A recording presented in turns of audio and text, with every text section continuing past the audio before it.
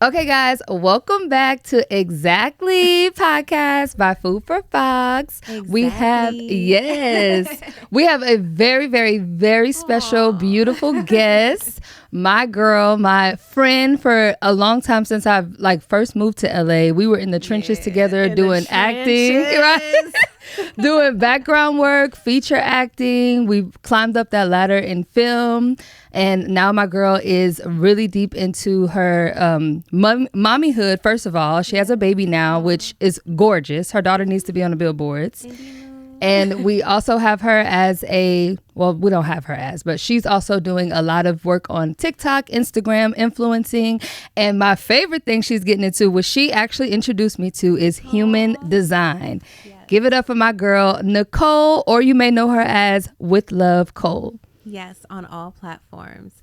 And recently, I'm also on Red Note as well. Ooh. So, same handle. I'm trying to figure out if I want to do TikTok and Red Note or decide to let TikTok go. I did delete it off my phone. You recently, did? Like 2 days ago. I was like, I really just need, because I realized how much time I spend on TikTok. I know.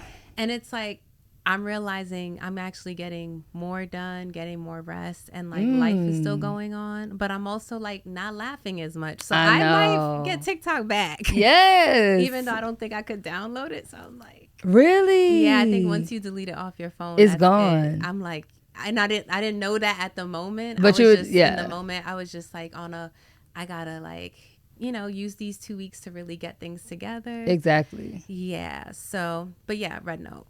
Okay. Well, yeah. Follow my girl With Love Cole.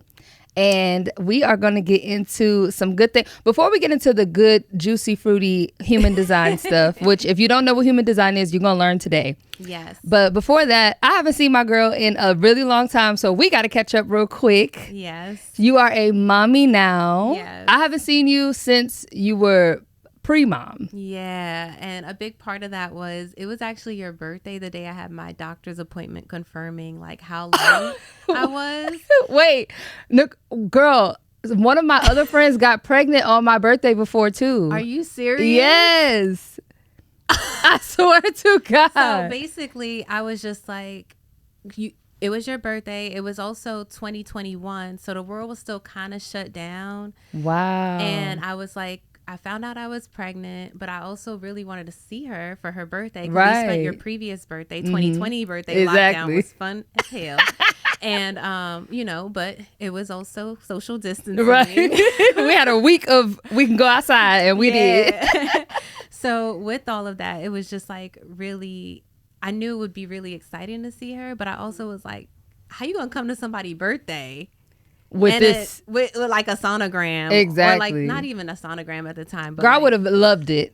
I probably would have cried. I just was like, it's her birthday. And I think during that time, then stuff happened, emotional. It was a lot. Yeah, it became emotional. And I just was like, I just need to just deal with this on my own. I just didn't realize it was 3 years of life like that. I know. Yeah. Girl, time has flown by.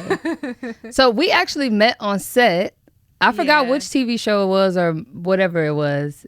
Oh my goodness. Who knows? We were doing so much shenanigans. Right. Set is so fun. It's and so I feel fun. like it really, a lot of people hate on background work, but I really feel like the next creators you're going to see are people who have went through the trenches background. Yep. Actually, the dude who plays the Jake from State Farm. Yeah. We used to work with him in background. Dang. And I hope he's okay with me saying that. He was so sweet, so kind, but I'm saying it to say it shows that you can do it. You can do it. You can learn a lot. You can work with some amazing people. I've been a stand-in for Tracy Ellis Ross for a Nice for What music video. Yeah.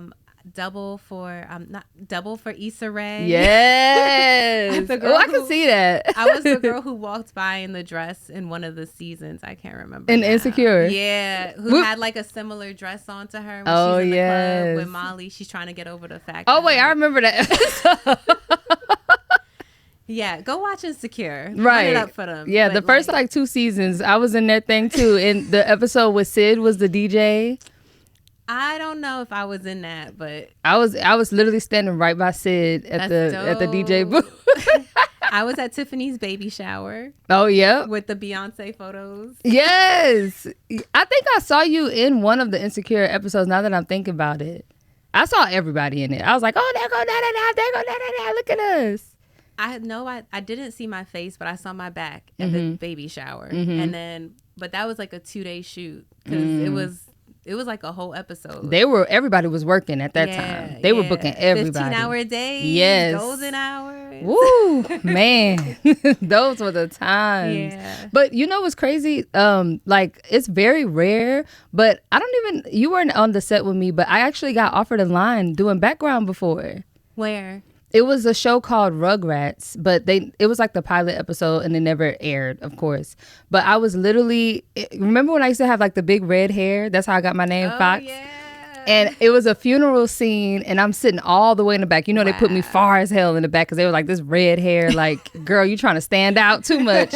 And that day I was so bored and it was like a funeral scene. I was like, you know what? Today I'm actually going to act. I'm actually do my work. And every time they called action, I was like, I'm going to cry on cue. And I did it. I cried every single time. You know, they do like a bunch of takes and I actually got into it and cried. Girl, after we wrapped that scene, the first AD came up to me. He was like, hi, like, you're an actor, right? And I was like, yeah. I thought he was going to send me home because of my hair. He was like, oh, we actually want to offer you in line. And I was like, what? And everybody was right there. So all the background people start cheering and shit like, yeah, you go, girl. And my line was, I had to stand in line and they made me audition right then and there. The lead director, she came up to me. She was like, you're going to just read this part. And my line was literally, excuse me, line. And I did it for her right then and there, girl. All of a sudden, hair and makeup came. They were like, hi, we're going to put you in. Booked it. Girl, literally. And I did it and it never came out. I was so mad. That be happening. That really be happening. And it's, yeah. But it showed me that, like, okay, girl, like, you can really do this. Like, keep going. Because guess what? That check cleared. Yeah, we sure did. Sure did. That check for a line. Exactly. Sure did. And I almost got tapped hardly, but it was like some technical things or whatever, so they didn't do it. But I was supposed to. I low-key should try to sue their ass. No, I'm just kidding. Call SAG. They love calling SAG. Right. I should have called SAG. If I knew, I was too goddamn excited. I was being stupid. But yes, so that's how we met, and we used to carpool to set. Carpool to set.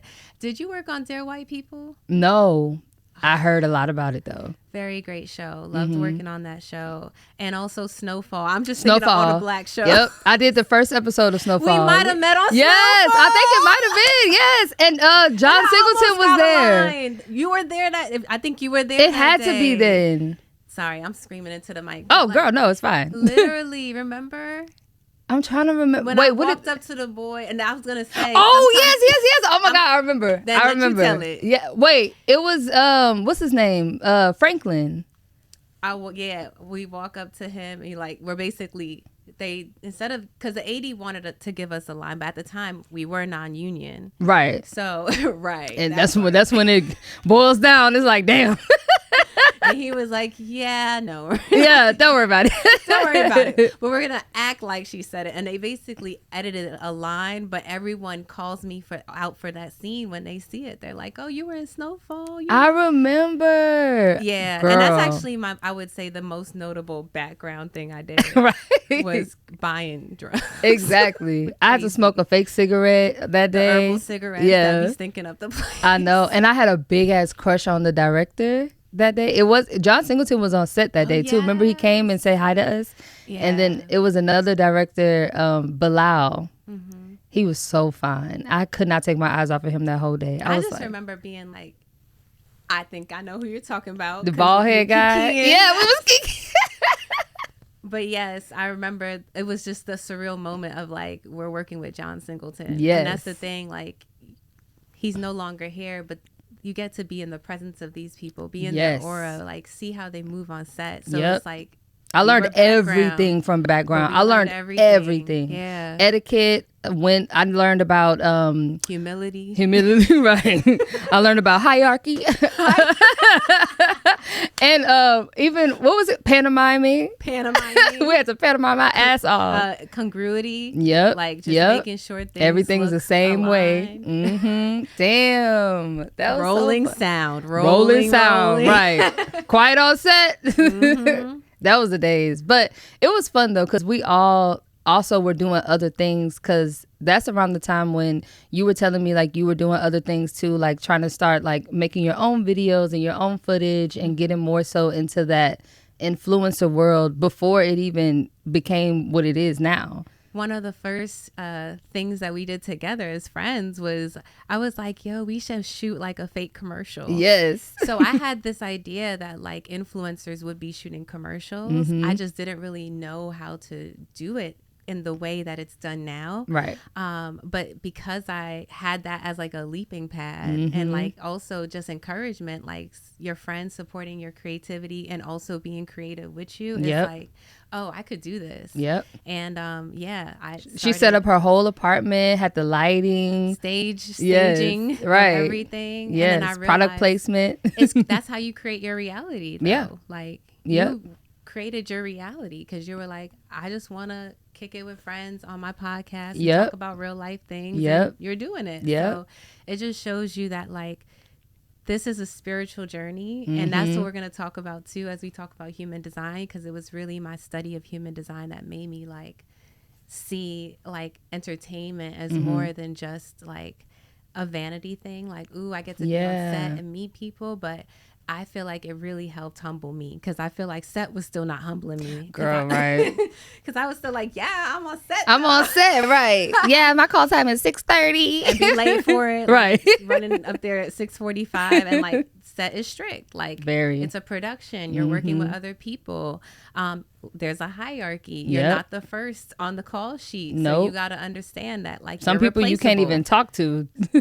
Or you'll be working with them all day and they won't really talk to you because they have to keep that level of hierarchy. Exactly. And I had to learn that recently. I was standing in and I thought because I'm the one standing and it's just us on the call, I would say hello. Right. But I also had to realize like, but she doesn't have to say hello to me. She's number one on the call sheet. Exactly. Exactly. She don't even have to look at me, actually. And she did actually briefly say hello, but I thought it was going to be like that same energy that you get when you're like in person, like how you see them entertaining, but no, it's different.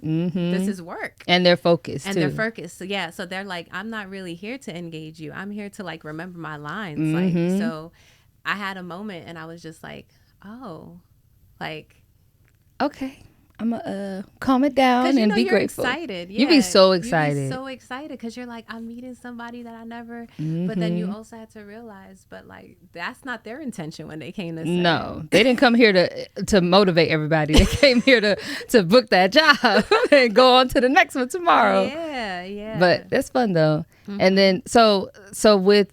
I wanted to ask you this too. It was on my list of questions. Ooh, so prepared. I know. So okay, so as a person who is in this industry, as an influencer, as a actor, as a creator, as a teacher, how does being a mom, well, what do you think is the future of people like us as parents?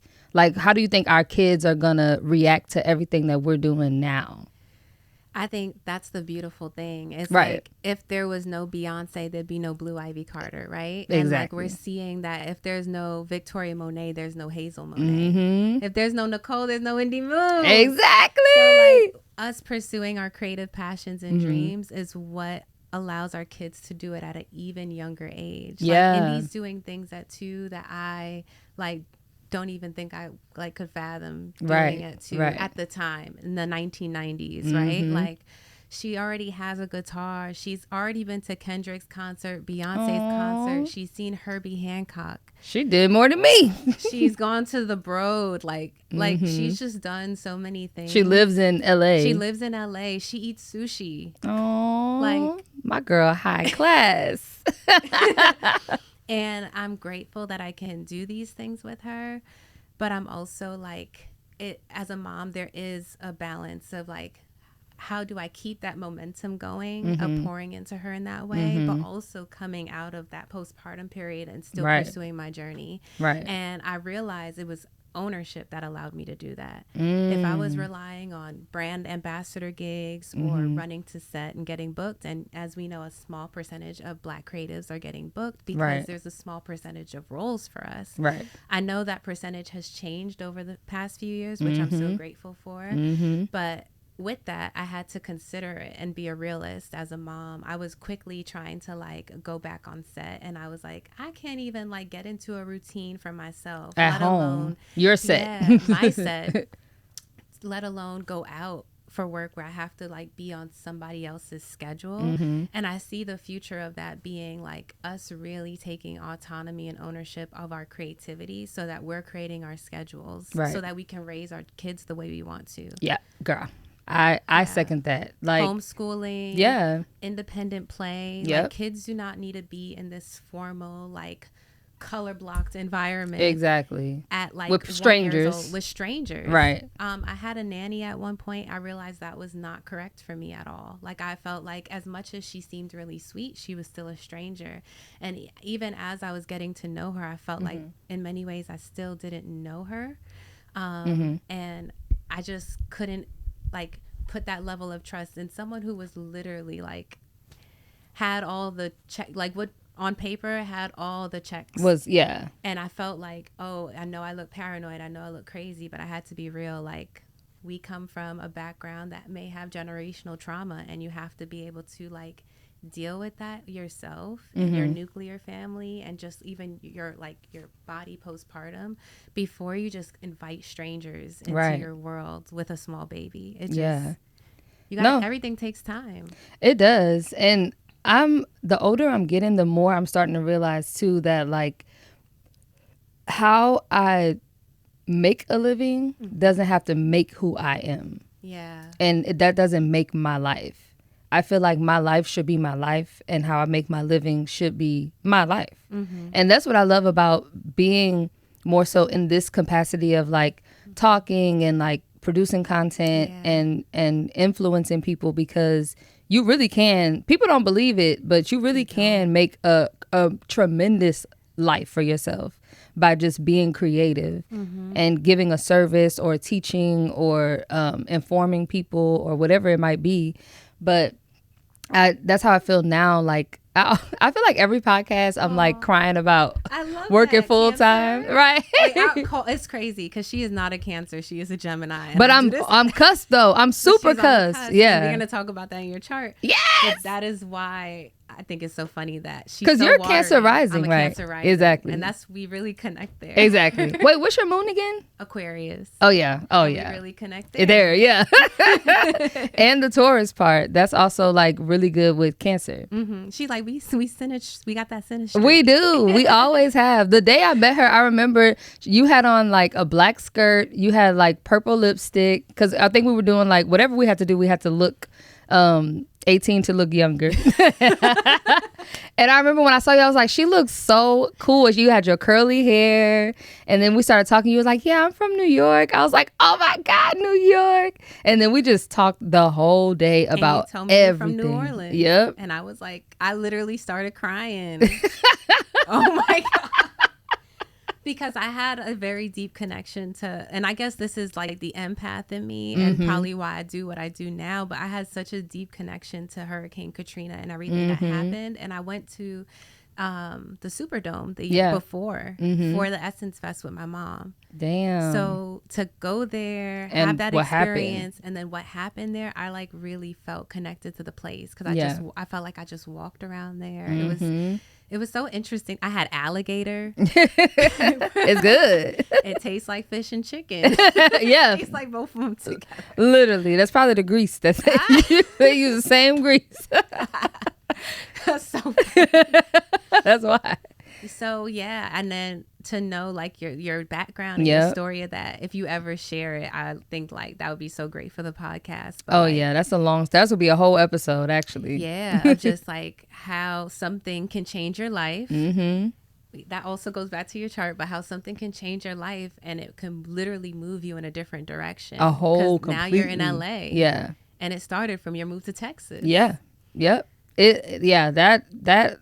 That's just like with the fires. And once again, condolences to everyone who lost their homes and or any of their important objects or their families.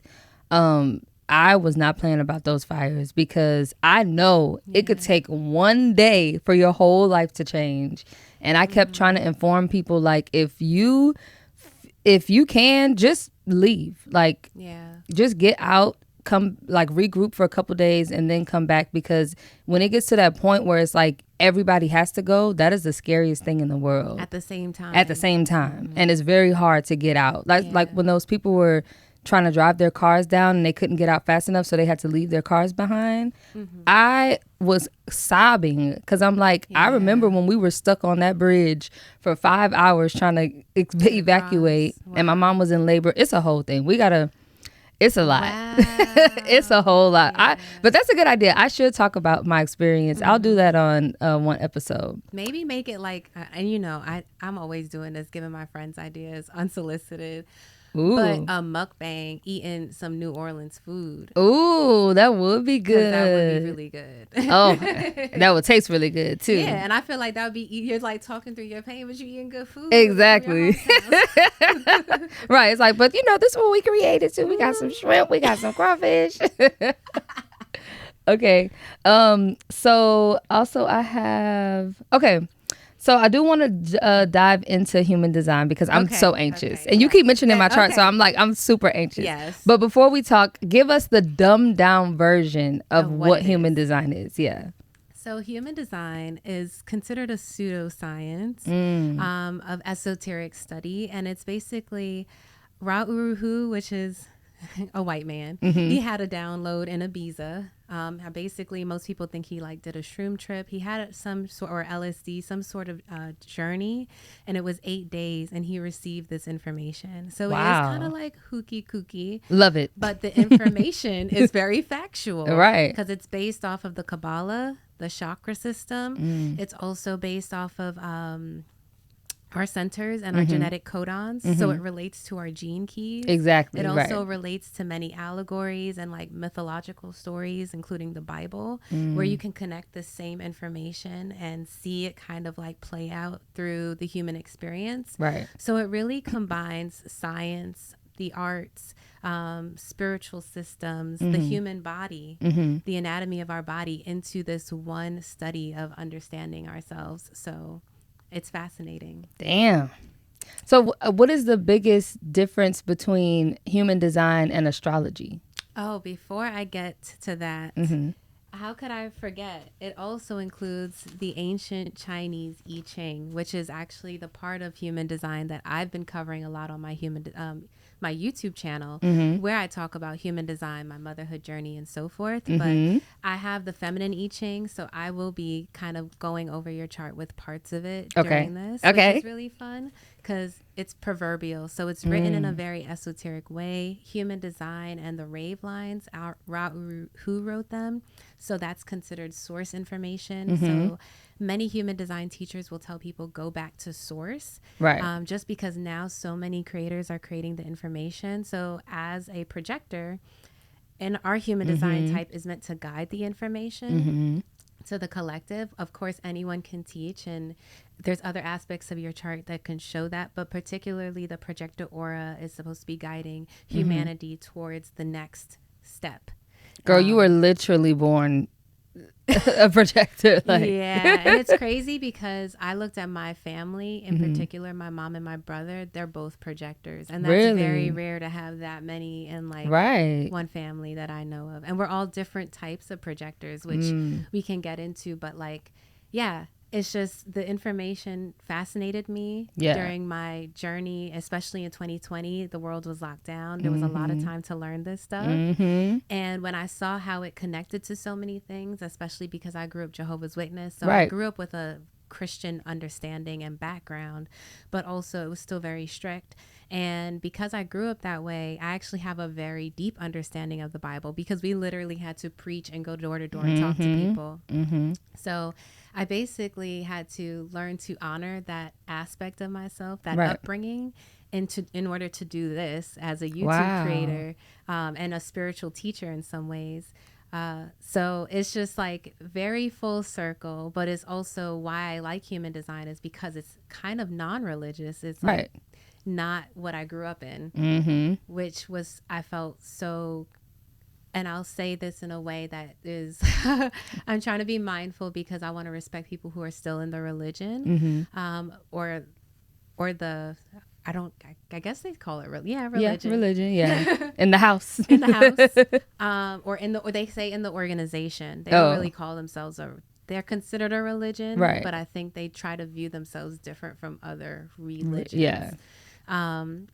So yeah, for who's in the organization, but I definitely felt like when I was there, there was a lot of judgment, and there was a judgment not only of just me, but of the world. Yeah. And with that, I just was like, well, if my friends in high school are being nicer to me and not like judging me, like I would get judged for like wearing dark nail polish. Exactly. I love Essie Wicked, and I would come to Kingdom Hall with Wicked nail polish, and they was like, "Oh, you're goth, you're this," and I'm like, I just naturally. That's just how I express myself. Yeah. And it's really because when you are darker skinned, black pops on you. Exactly. So it really was more of a, I'm just trying to wear things that pop on my skin. Exactly. We really could wear anything, and it's like, shoot. Right. So exactly. And that's the programming that it took a while for me to even break out of, because like the first 10 years, I had a lot of issues with friendships and relationships because of just the upbringing I came from. But it also kept me, I feel like, very kind-hearted to people despite it. Like, because I did grow up in love. And through life, I had to learn that, you know, not everybody was raised like that. I know. Yeah. And with that, I had a lot of hard times too.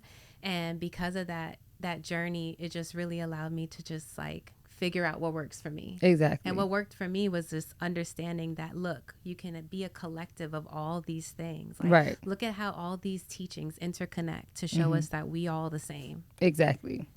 Pretty much. That's what it all boils down to. Yeah. Even with astrology, I'm like, there's. Oh yeah, back to that question. Oh, right. No, but literally like the like, because I'm really big on that too. Like, I didn't grow up extremely religious, but of course, like the Bible, and New Orleans is mostly like Catholic, but we went to Catholic church. We went to church at this lady, her name was Mother in New Orleans, and we would go to her living room, and she would hold a whole like Baptist service in her living room. But afterwards, she would tell people, like, if you're open, meet me in my kitchen. And that means like the people who are not so religious, the people who are more spiritual. That's why my mom was there, because she's very spiritual. You'll meet her in the back, and she would do readings on everyone. Oh, wow. And she would take people one by one to the back, and she would do like an actual reading on you. And she will read like she was very prophetic. Very prophetic. Wow. And she would tell you like she even told my mom that my mom would move to another city. And my mom was like, I ain't going nowhere. And then like 10 years later, Hurricane Katrina happened, and she moved to another city. But I think like the mixture of the two, nothing's wrong with that. Because I'm down to read the Bible, and I'm with what Jesus did. But I also am very in tune with Siddhar and like Buddhism. And I even tried to delve into the Quran before. I just can't understand it for nothing.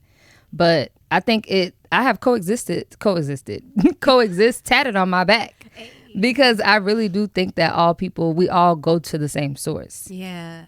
But okay, so the difference between astrology and human design. Human design is like astrology, I think people would say, on acid. Exactly. It basically is because that's how the guy founded it. And he was able to see how all of these things connect, and was able to like write even like the I Ching information, when it's written in the rave lines, is written with our genetic information in mind, because he's writing with all of, like, during this 8-day experience, right? Which also shows how creativity can work. You can be in a space of melancholy for years, have a major creative act, and it can change your life, or be the thing that you're meant to do in life, right? And then he just kind of like teached it for years after that. So what time period was he in? 1980s, if I'm correct. Oh wow. Oh yeah. Okay. Wow. Yeah, at the time it happened, and then it was like in feel like it was 2006 when he passed away, but don't quote me on that. Yeah. And since then, his family has kept the lineage of the information going on. There's also the Jovian Archive. I found human design through Jovian Archive's original website called My Body Graph. So most people found human design. I think you told me about, and that's that was how I was sharing charts with people. Now, Chetan Parkin, who is, I have the book in the bag. He writes the Book of Lines. He comes from Osho, which is also another spiritual teacher. He studied Osho. Osho told him he would teach a spiritual system, and someone read or sent him to India. Someone read his palm and told him that. And then he ended up learning human design, written books on it. And now all this information is like coming to the forefront. So it shows that just like following your true north. Exactly. And like what you love, it always leads to like what you're meant to do. Like follow the excitement. He followed a guru. Right. And that someone would be like, that's weird. But like he still followed himself at the end of the day, and it got him to where he's meant to go. So I just find that journey fascinating. I love that. Yeah. Because I feel like we all need it. But I think most people get like very scared to go outside of the norm or outside of the status quo, because they're scared that is going to like, they're going to ruin their whole lives if they decide to just follow what they love, which is crazy to say. Yeah. But I'm even struggling with that right now. Like, I know if I just do what I follow, practice the things that I've been born to do, like with my astrology chart, with human design, I'll be A-okay. Like, I will live my best life. But sometimes I'm just like, but bills gotta get paid, but I will feel so guilty if I'm not like, going to like a job every day or doing this. And it's like, girl, but is that working for you right now? It actually is. So can I tell you that you are fear motivation? So human design, what I love about it, it tells you how you should live your life.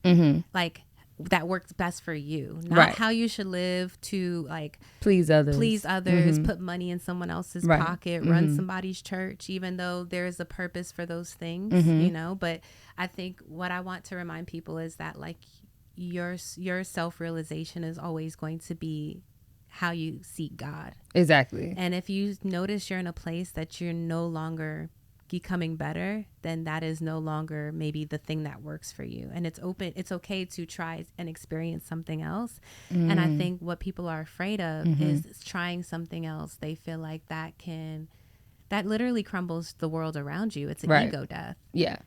So and then if you're fear motivated and you're able to find this out through human design, now you can be empowered and say like, oh wow, now I know that I need to just, anytime I feel like that, get creative. Exactly. Okay. So Nicole is going to do a live reading on me. Yes. And you could say everything. You don't have to feel like it's too much, like everything. Even if it's bad, you just go with it. I'm gonna dish out all my stuff so that you can be inspired to also get your own reading. And also don't forget to look up her YouTube channel. Yes. So my YouTube channel is probably, to me, my greatest creation. It is something that it came out of me when I gave birth. And it was really just like life showing me that it's okay to express yourself and show up as you are. And that like you get fulfillment just from doing that. So whatever comes with that, it just comes with that. Exactly.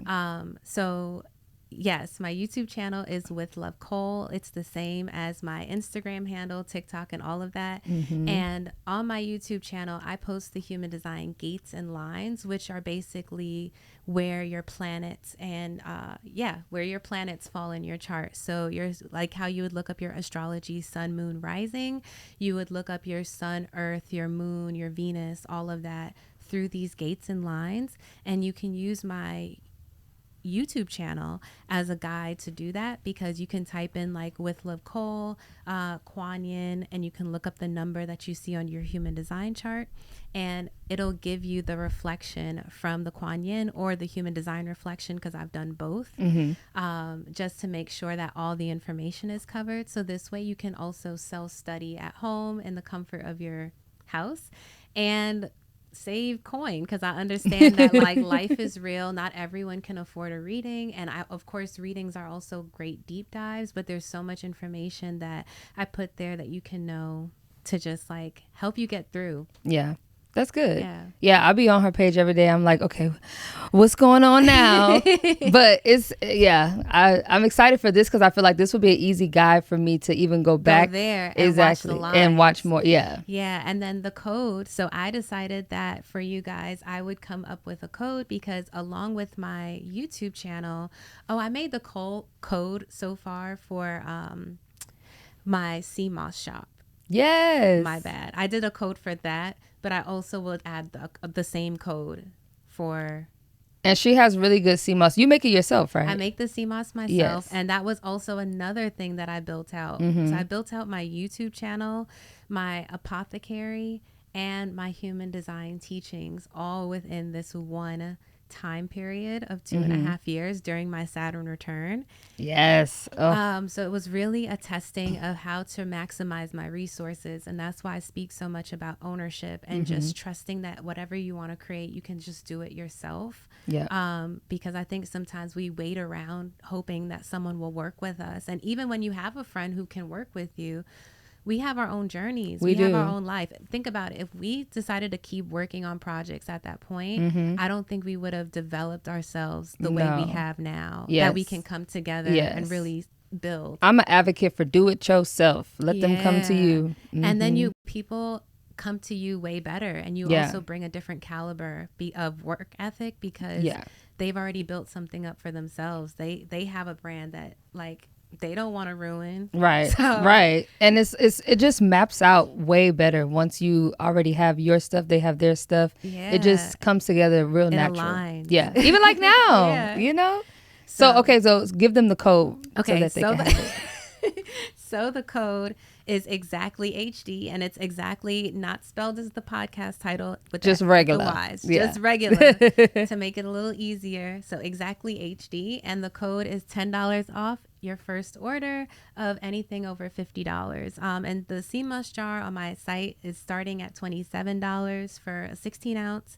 So with that, like, buy 2 jars, you're already there. Exactly. Yeah. And I've had her seamoss before. It's really, really good. Yeah. It's vegan, non-GMO.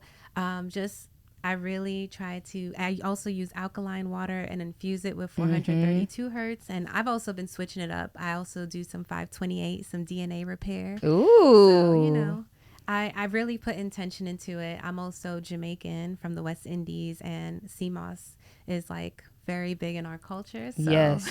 And it works. It works. And I'll have the link below too that they could just click on, right? Click it. Click. Right here. Okay, cool. So when you get a reading, the information, all you need is just date of birth, location, and birthday. Yes. And time. Date of birth, location, and time. Just like astrology. I love to ask people, just send me a few questions because I have an email with lovecole@gmail.com. Everything is very simple over here. Also, big thing on branding because I came from a fashion background, marketing background. So with that, like it's all about having the same handles across platforms. Yes, make it easy. Make it easy for people. Yep. So yeah. What was I saying? So we're going to get into the reading, but we have the code for the seamoss, and then we have the link to where you can purchase. Also, how can they reach out to you for getting a reading? Just through... Oh, yeah. So on the website, there is a book now, but usually people still ask me because the book right now, I don't have it connected to a schedule because I'm a mom. So right, honestly, period. If you email me, you will get a quick response and we can set it up. Right now, someone is setting up a reading with me. So yeah, through email. Yeah, perfect. Easy. I love that. Hell, I'll DM somebody and be like, hey girl, what's up? But yeah, the website, you can see the types of readings. And yes, you can find me on Instagram. Like low key, I'm a very connecting person. Very, yeah. So if you reach out to me with intention, I'll respond. She will. She's so good at that. So Instagram, anywhere. Okay, so what reading are we doing today? What type is this? So I like for people to ask me a few questions. So that was another thing I was going to say. Like, feel free if you're sending your details to me, you can always ask me like 3 things that you want, 3 questions you might have that I can like let me think about questions so that I can focus the intention on that. Which you is always love. So actually, okay, yeah, that's gonna be one. I wasn't even gonna think about that, but that could be one. Okay, so love, obviously. But it's also a big part of your chart, so. Oh, okay. Okay, love. Definitely career. Yeah. And also, I'm at this place now where I feel like we were talking about before we started recording, like I'm ready to go. Mm-hmm. Like I'm just ready to move around, and I want to live everywhere right now. So I do want to know more so like like my journey on, I guess, travel and like where I should be and, you know, that type of thing too. Have you looked at your astrocartography? I sure have. Interesting. It says I would thrive in Brazil and certain like the west side of Australia. That's crazy because we know who's in Brazil. I know. Literally. I literally was living a whole Brazilian lifestyle. Right? Yeah. Period. That is crazy. But yeah, I think That's those are my beautiful. 3 main things right now. Yeah. So you said travel, career, love. Yeah. Okay. So when I looked at your chart, you are a 3-5 manifesting generator. Woo! So manifesting generators are multi-hyphenates. They're capable of doing a lot of things. Fox shows that she's a stylist, she's an artist, she's a creative director, she's a literally fashion like tailor, you upstyle clothes, costumer, musician, like songs and now songs podcaster. On play. Yeah, and now podcaster. So with all those things, it shows that you are really tapped into that aspect of yourself. And that's the thing with human design. It shows you who you already are. So how you should navigate that is not so much about you getting really new information, but it confirms. And it does it in a way it feels very specific. So like, even of course, I'm always going to say, take what resonates and leave the rest. Right. But for a lot of people, it's resonated. Yeah. So yeah. Manifesting generators also need to like burn that energy. You literally need to work until you're tired. And I know sometimes like you're probably pushing yourself a little bit because you have been talking about rest. When a manifesting generator says they need rest, they usually need rest. Yes. Because they've literally been pushing it. Yeah. It's not going to be good if I don't get it. Because naturally your body crashes out when you really, really need to sleep. Yeah. So if you're pushing past that, then yeah. I've been pushing the limit and it's been showing. Oh no. But you've been doing so many amazing things. So sometimes it's a season, but then also know that you might work within seasons because you're emotional authority. Yes. So if you are emotional authority in human design, that means you have the most energy going to that center, that authority center. So your emotional center is your authority because it connects to your throat. And you have and our throat is a motor. Right. Our throat basically is like a processor of the information that we want to share or express. So with that happening, you know, really it's your split definition. In human design, splits are showing you that you have 2 parts of yourself. And on a human design chart, a split would look like certain energy centers defined and connected together, and then others connected. It may not look like this, but that's my like visual. So with that happening, you feel pulled apart into places where you can get to that point. So it's always good to have someone you trust that you can like tap into and say, hey, like, what do you think about this? And depending on what it is, it'll change, right? But also like, I feel like by using your emotions to guide that journey, you'll always know who is good for you in that moment. That's true. That's very true. Yeah. I have to, I don't trust a lot of people. Yeah. And that's also a Cancer thing. I know. And that's like, you know, the cusp. Yeah. And it's fair because like when you become aware of things, like I was very naive growing up. So like same shit. Now I'm like the complete opposite. I don't trust nothing, nobody. Nope. But we gonna talk about that. We are. Because also in your chart, you're literally is it right angle or left angle? I have to double check. Mm-hmm. But your incarnation cross is the cross of love, of the vessel of love. So you are really here to really experience the human experience of love in all its forms, which is universal love and acceptance. And being able to trust people is a big part of that. Because it's about a constriction, like having like a heart constriction. I have that. Yeah. I for sure have that. And honestly, during this process of healing and I'll actually sit with you and read some of the gene keys together, because that's a way of deprogramming that. I was I chose that one to listen to in the car because it's in your unconscious sun, which is in human design. You have unconscious and conscious in your chart. Right. Your conscious is your personality. It's like who you are. Right. Your unconscious is who you come to be, like who you're not aware that you are at birth. Yeah. You find out through your life experiences. That makes sense. That makes a lot of sense.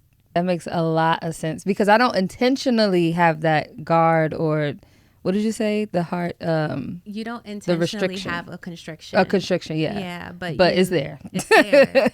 But it's there because you've gone through a lot of shocks in your life. And those shocks, I'm going to actually pull up your chart, because I want to start calling out planets and things. Yes. Yes. I mean, you've been hitting it on the nail so far, for sure. This is so fun for me. I love this too. And that's why I was like, I have to love what I do. And I realized I got to a point on set where I still loved being on set, but not background. Right. I was like, maybe I don't love what I do. Maybe it's cool in my head, but it's cool in my head. It was fun when I first started. Yeah. Like, it's an amazing experience. LA is la la land, especially when you start that way in background. Exactly. It's like, oh my God, I created my reality. Right. You're like, oh, I'm it. Then you realize, like, this ain't it. It's like, it's not it when you want to show another level of creative expression. Yeah. Like, for some people, they are great at background and like they've been doing it for years. Remember what old people used to be? Years, yeah. Actually, one girl I saw from background got a line on the Upshaws. Really? Yes. And life probably changed after that. Maybe, right. But I tried to keep it motivational. This is how we are all the time. No, literally. Because I want to say something, but I'm like, nah, but she's fast. Okay. Back to point. I'm all about a pivot. I'm all about a pivot. You gotta be. It's funny. I read a thread today, a message, like I want to say tweet, a seam. Right, X. And it was saying that, like, Black women, we had to learn the pivot. So we all about the pivot. We know how to pivot real fast. Okay. Right. Which is how I was like, it's 2020, pandemic. I started making seamoss. I'm like, people are studying human design. I want to study this, so might as well learn it. So I've been learning it and teaching it. And you got ahead of the curve, too. And I think it's because I had to trust that instinct. Yeah. And I was able to do that because I was in the right environment. Yeah. And I'm going to talk about environments. But when you're not in the right physical environment for yourself, you literally cannot flourish. And that's a hard reality to say, but that's part of human design, is kind of like bringing the spiritual down to earth. Like, you have to be able to flourish. And sometimes that really does play a role in our physical field, because there are planets. Like, we are connected to the sky. Exactly. It's all, this has been proven. Right. So even if you think it's a pseudoscience, like, try it out. Just try it. Try it out. Try it for 6 months. It's called the human design experiment. Okay. So in gate 51 is your Venus. 51.3, you have unconsciously shock and trial and error. The gate of shock and trial and error. So I'm going to read from the Kuan Yin, since that's about love. And this is proverbial. This is Chinese ancient text. The I Ching. Oh, Zhang-Chi. I'm not going to do it. No. I'll be bringing out her bad side. She does. And it's fun, but then I got to really. She got to really. But and that's the thing. What I've learned in my motherhood journey is that's needed. Like, you need friends you could kiki with, or else you're gonna be subbing people on Instagram. right. Because you can't laugh about it. You can't laugh about it. You need people that make you laugh. Exactly. Then you just rub it off. It's so easy to rub it off once you laugh about it. So here it says 6 in the third line, because the third line is about trial and error. And in your human design, you're actually a 3-5 profile. And the 3-5 profile type is about trial and error for the first 30 years of your life. And then you move into the 5th line of leadership, of universalizing information, which you're doing right now, of just kind of like being from a more of a projected position where you're still connecting with people. It's just in a different way, which is why there's a level of guardedness that you have that's healthy, because you do need to have that, especially as a woman, especially as a Black woman, and someone who's a creative, because you're moving with intention. So you need to literally be around movers and shakers. And that kicked in last year, my 31st year. So that makes a lot of sense. See? Damn. All right. So I'll actually go over this too, because I like to go over the elements. So awakening is thunder over thunder. That's the elements. So think of like a lightning bolt. Right. It's that type of thing. So it says the trigram Chen is repeated in this hexagram and is the thunder shock of awakening awareness. An unbroken yang line under 2 shortened yin lines shows movement that is outward and positive.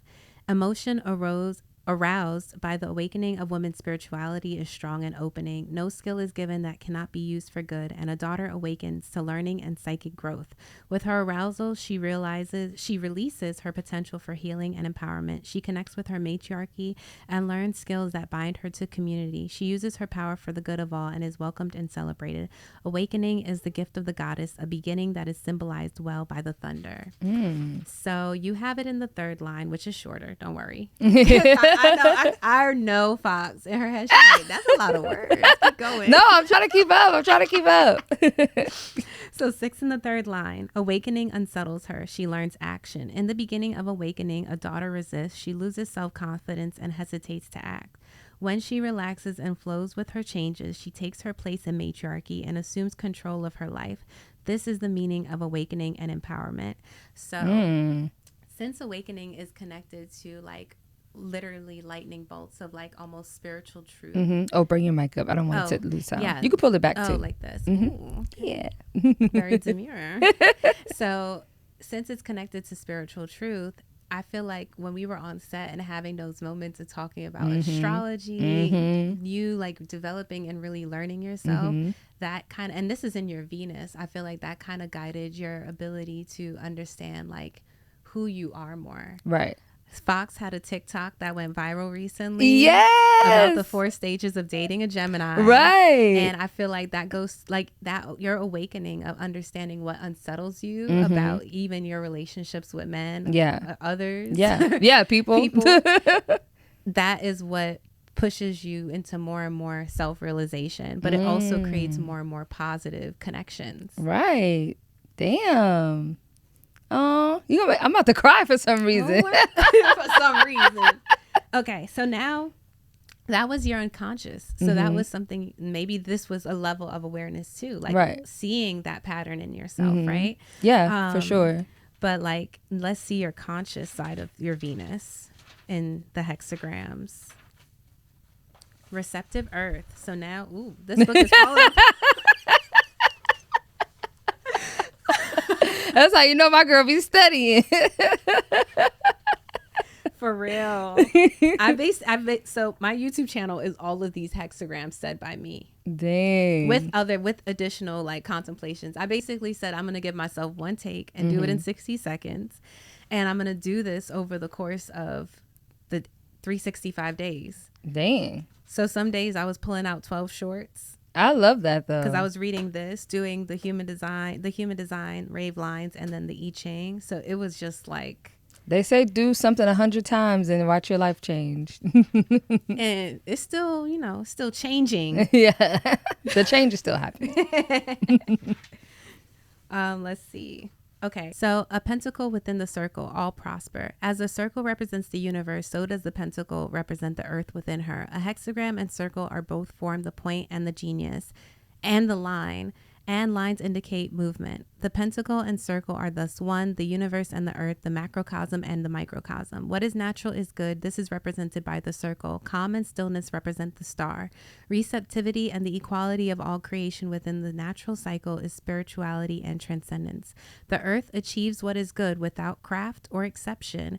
What exists is what there is. The matriarchy and every woman within her achieve connectedness through natural order. Matriarchy is the circle within the circle, and the superior woman is the star within the star. By mirroring the receptive strength of the pentacle, matriarchy achieves success. So that is very deep. Right. And that is because it's literally the second hexagram. The first hexagram is pure masculine energy. The second hexagram is pure feminine energy. And the preceding hexagrams, 3 through 64, is a combination of both. Okay. In different lines. Right. So with that, what I get from this, knowing like your chart, knowing a little about you, which is why it does help when I do know the person more, because I can connect it to certain things in their life, which helps them. Yeah. With this, it's like, I feel like you have, especially with gate 2 being pure yin, and then the second line is genius. It's called the freak genius line, because it's also about hermiting. I feel like what I've noticed with you and your dating pattern is you get into situations, you let them play out, because I feel like Fox really understands dating. Yeah. And like how the hierarchy of it, what men see in a woman that they like, she understands all of that, which is why she's like, the second line is the circle. Yeah. And it talks about like, this understanding of connectedness and how things move within the microcosm. Like, she doesn't have to be a stay-at-home mom to know what that experience is like. Right. Damn. Or what it's like to be a single mom, or what it's like to be a wealthy mom. Exactly. Right. You know, like trophy wife, right. Like, she understands through, I feel like, your understanding of media, watching the way people interact. Exactly. So with that awareness, like, I don't have to go through it to understand it. Yeah. Which is why you also are particular. And I feel like as you've hit that 30 mark, now it's like, okay, I see it. I know it. Moving on. Yeah. So with that being in your Venus, I feel like with love, my advice would be keep going as you've been going, and literally trust that you understand the sprinkle. You understand. But you know, lately I've been a little hard on myself, just a tad. But I've been like, damn, like, are my standards too high? No. I think I'm just as a woman, your standards can never be too high. Exactly. And then when I say that to myself, I'm like, maybe I should just settle for somebody who is just fun and we'll have a good conversation and have a decent life. And then a voice in my head is like, girl, you know that ain't gonna make you happy. You know you need somebody with a little bird. You know you need somebody with a, you need to talk to, like, she needs a soldier. Right. And then it's just like, okay, like, I just need to be in positions of meeting the type of man that I want to be with. Exactly. Yeah. And I feel like right now you see that, just continue doing the work and actually chasing your passions. Exactly. The other things that bring you more love and connectedness to your life. And within that, like, who knows? You can meet him through me. Exactly. Over time. Like, I might meet someone that's perfect for you. Exactly. And it's really just about like, just keeping like minds in your field. You know? Yeah. That's what I get from that. That's what I get from my life. Yeah. That is on the nose for sure. So, yeah, great. Good to know that I'm thinking the things that are meant to be. Yes. Let's see. And then I'm trying to think what else. We talked about your incarnation cross. What about career?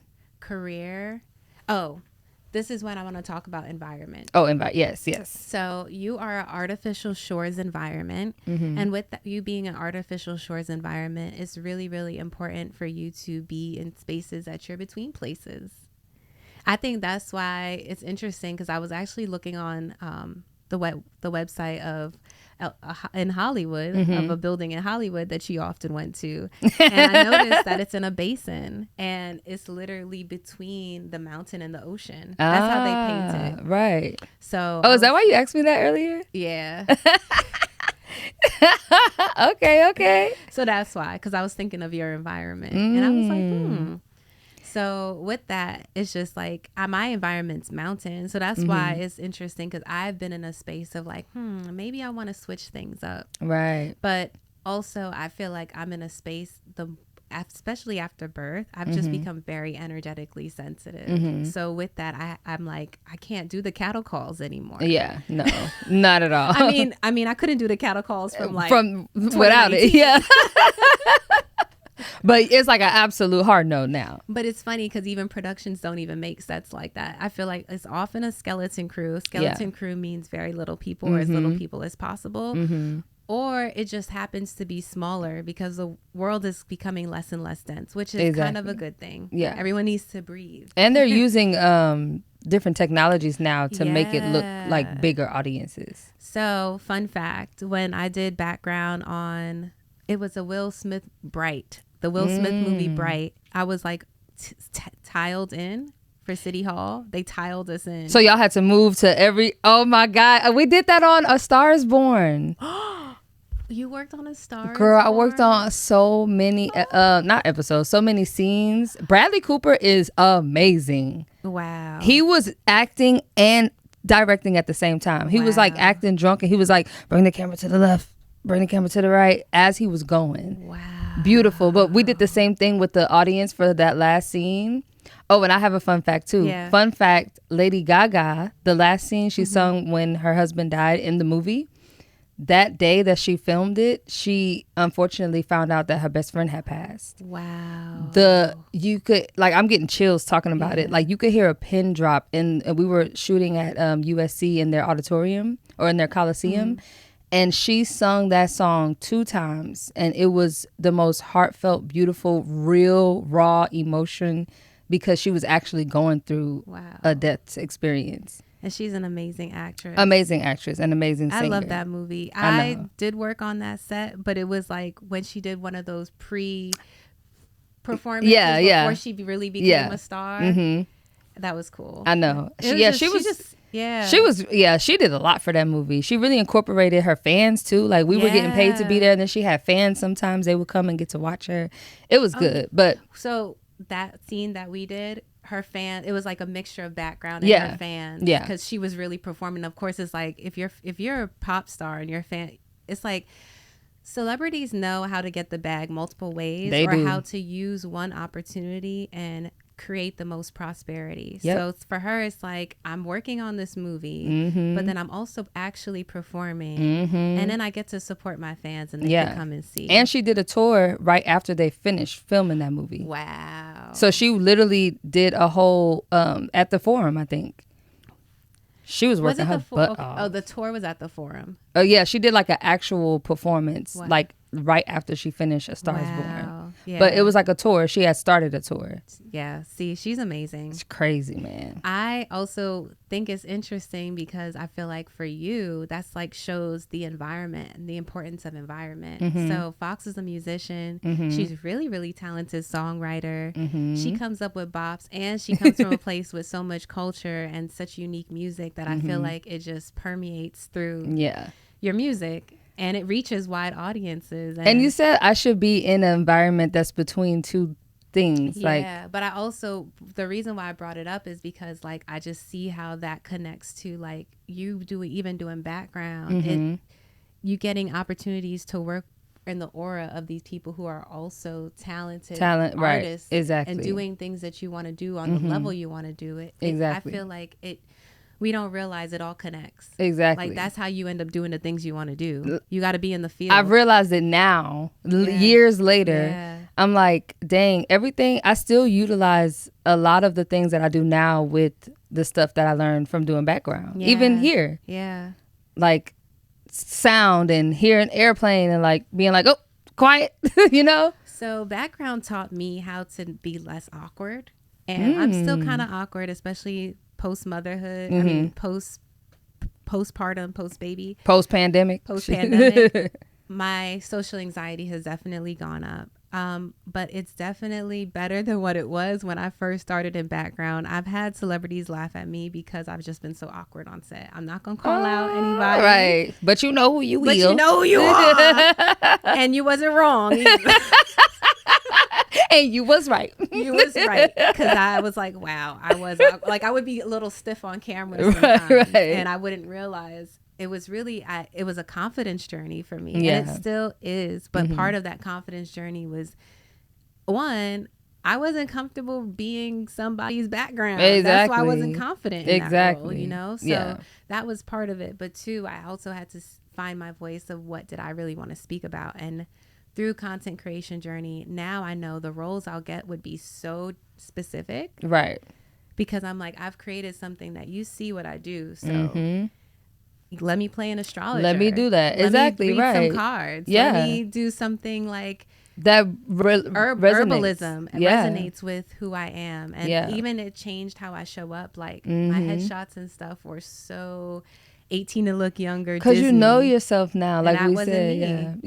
I was a Disney girl, but I was more Miranda than Lizzie. Exactly. I was more Raven. Yes. I think that's what I liked about you when I met you, because I saw that. Like I saw the real Esmeralda, authentic Disney Esmeralda. Right. The black Esmeralda. I think we need that. I saw that in you, and that's what made me like you so much, because I love I don't want to say underdogs, because you're not an underdog, but I love know what you mean. It's that like, Taurus energy. Right. Though. Like I love the people who are, slow and steady, but like very unique and eccentric in their own way. Like very cool. Maybe everybody don't know it yet, but I be knowing. I be like. You did know. Yeah. That's like the first things we talked about.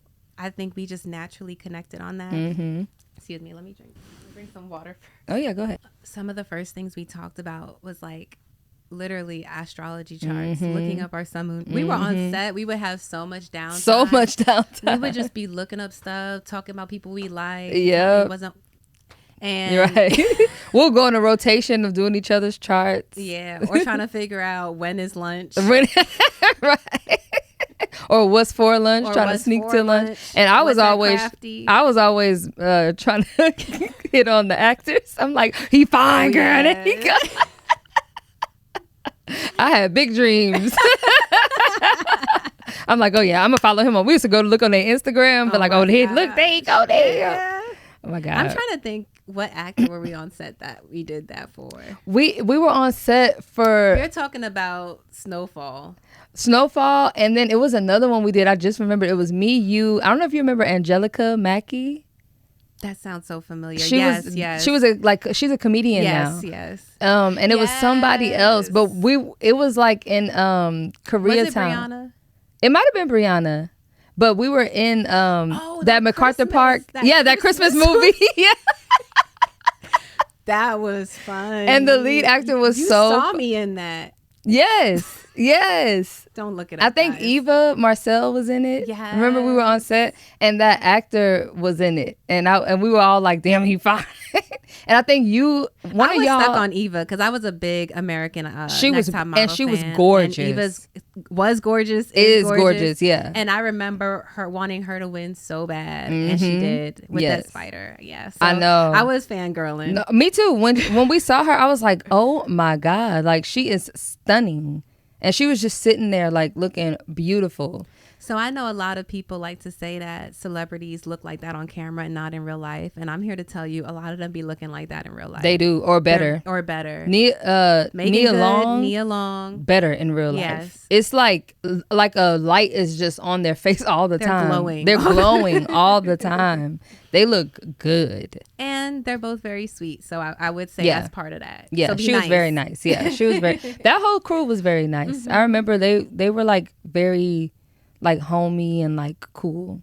Yes. Could we talk about how we would have to be outside with heaters though? Oh my God. In the freezing cold, we would bring our own blankets. Yes. Sometimes people would bring pillows like to lay down in a corner somewhere. People would do the most. They would do the most, yeah. But it's like, I get it. I get it. When you're there for that long, and also what happens is when you're doing something for a long time and you're not thinking how to grow in it. Yeah. To express yourself creatively more. and you get hopeless, like you're like, I'm just going to keep doing background, or it just becomes a check, that's when you stop seeing it for opportunity. And anytime you don't see the opportunity, there is going to be no opportunity. Right. How do you feel about that? Like, because I'm asking for a personal reason, but how do you feel about when someone is in a situation like literally like you just said, like at first they were like, oh my God, this is amazing, this is an opportunity, and then it slowly becomes like, oh, this is just for money, or I'm just doing this to get by. Leave. Yeah. And I'm realizing as I've learned myself more, I've gotten better at that. Yeah. But then I'm not also good at breaking, like that's another thing. So back to your chart, I'm a 3-5, you're a 3-5. 3-5s are goods with bonds being made and broken. So like, yeah, because I don't mind breaking them. It's actually healthy for us because even with us, technically we broke the bond when we didn't see each other for so long. Right. But it was still healthy because maybe it wasn't the timing. Exactly. Honestly. Exactly. So I was like, oh my God, I'm a new mother. I don't know what to do. That's not good vibes to bring to a party. And then, I was probably like, I'm partying too much. I need to go sit down somewhere. So, you know what I mean? But it's like timing will always align itself. And as I've gotten older, it took me to get older to realize I've walked out on jobs. And that time, it was actually the best thing for me. But I realized it wasn't a pattern I couldn't keep as an adult. But also, you realize, like, because now I'm in the entertainment industry, right? So, like, I've made some poor decisions when I was in like product development, right? But then now that I'm in entertainment and I've built this community, I can't be getting 86'd on set. Exactly. Like, exactly. No, I've same. 86 is canceled. Right. The production doesn't call you back. Right. No, literally, I've been there too. It's even like, if you're upset or your valid reason, some things are just not worth it. It's not worth it. And that's what we've learned, I guess. Yeah. Now becoming an adult, like I've literally worked a job for like, this was when I was like in my early 20s, like 21, 22. Like I was working a job. It wasn't like a job that I wanted to seek opportunity in, but it was a job that was financially like supporting me. And I stuck through so much stuff that didn't make me feel comfortable or, things. And then the day that it just set me off, I left. Yeah. Haven't looked back since. I did that too. And it was actually the best thing I ever did. It was the best thing I did too. And I didn't know what I was going to do after that. Yeah. When I did it, it was because my boss, I felt like, started being really disrespectful and there was some microaggressions happening. I also knew I was already had given notice to leave and he was kind of like upset about that. But I also, because of my lack of trust in people, I assumed he would never like give me a recommendation or anything. Right.